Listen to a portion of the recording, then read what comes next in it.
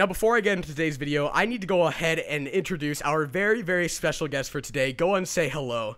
Hey, what's up, everybody? It's UnderratedMage. I'm so happy I could be a part of this collab. Let's go. Alright, let's go, as you said. But nevertheless, today we are going to be discussing Gray succumbing to the apparent darkness that Invel said he had. Now, if you guys remember, during the fight between him and Invel, Invel made a couple of mentions about how Gray has darkness that he inherited from his Devil Slayer magic. Basically, Invel's initial goal as well with the Juvia versus Gray fight was actually to release Gray's darkness through him killing Juvia. He said that, I guess, if he were to kill someone, or he's basically on the brink of releasing said darkness. So, this brought up the question within the fairy tale community.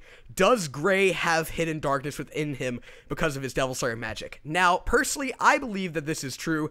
I think Gray has darkness within him, and I guess it could be on the brink of being released. I completely agree with Invel on this. Now, the way that I think it will be released is actually through Gray's markings. Now, you guys already know, Gray inherited Devil Slayer magic from his father, Silver, and with that came some markings. Now, it was mentioned within the Avatar arc that they're actually spreading throughout his entire body. They're like multiplying, they're growing throughout his body. Now, personally, once the markings fully spread, I do believe that Gray's full darkness may be released.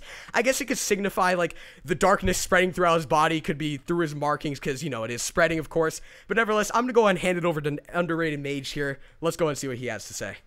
Now, when it comes to the whole gray and darkness thing, I gotta say that I think that he does have the darkness, because think about it like this: it is devil slaying magic, and we know that whenever he used it, it started off small. First, it started with a little tattoo, and it began expanding throughout his body. Now, originally, I think that the darkness, when it started growing over him, I don't think that was like him losing like his sanity. I think he's really gonna start losing his sanity now that he lost somebody close to him. He's gonna get a little bit more cold-hearted, because think about it: he lost a loved one. And I think that's going to push him to go into, like, his, I don't want to necessarily say evil, but it's going to push him to be a little bit more heartless. Now, when it comes to the whole darkness, like a transformation, I think he's going to have something similar to that too, because think about it. Me personally, I think that Natsu, he has his E.N.D transformation.